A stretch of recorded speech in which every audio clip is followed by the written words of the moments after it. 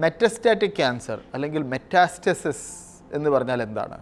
പലപ്പോഴും നിങ്ങൾ കേൾക്കുന്നുണ്ടാവും പേഷ്യൻ്റ് മെറ്റസ്റ്റാറ്റിക്കായി അല്ലെങ്കിൽ മെറ്റസ്റ്റാറ്റിക് ബ്രസ്റ്റ് ക്യാൻസർ ആണ് എന്ന് പറഞ്ഞു കഴിഞ്ഞാൽ ക്യാൻസർ ഉത്ഭവിച്ച അവയവം, ഉദാഹരണത്തിന് സ്തനമാണെങ്കിൽ ബ്രസ്റ്റ് ആണെങ്കിൽ അവിടെ നിന്ന് ആ ക്യാൻസർ കോശങ്ങൾ രക്തത്തിലൂടെയോ ലിംഫാറ്റിക് ഗ്രന്ഥിയിലൂടെയോ ശരീരത്തിൻ്റെ മറ്റ് അവയവങ്ങളിലേക്ക് ചെല്ലുകയും ആ അവയവങ്ങളിൽ കൂട് പാർക്കുകയും കൂടിട്ട് അവിടെ വളരുകയും ചെയ്യുന്ന ഒരവസ്ഥയ്ക്ക് പറയുന്ന പേരാണ് മെറ്റസ്റ്റാറ്റിക് ക്യാൻസർ.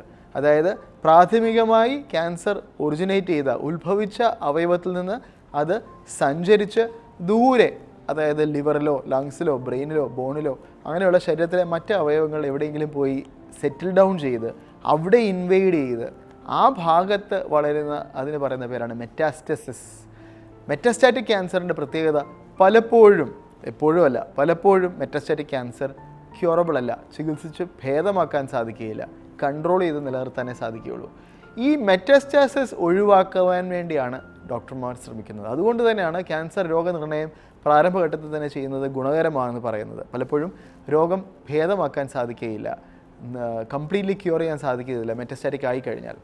അപ്പോൾ ഈ മെറ്റസ്റ്റാറ്റിക് കോശങ്ങൾ രക്തത്തിലൂടെ സഞ്ചരിക്കുമ്പോഴോ അല്ലെങ്കിൽ ലിംഫാറ്റിക്സിലൂടെ സഞ്ചരിക്കുമ്പോഴോ മറ്റ് അവയവങ്ങളിൽ പോയി ആകുന്നതിന് മുൻപേ തന്നെ അതിനെ നശിപ്പിക്കുവാനായിട്ട് ശ്രമിക്കുന്നതാണ് അഡ്ജുവൻറ്റ് കീമോതെറാപ്പിയിലൂടെ ചെയ്യുന്നത്.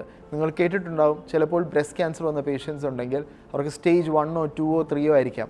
അവർക്ക് എന്തുകൊണ്ടാണ് കീമോ ചെയ്യുന്നത്?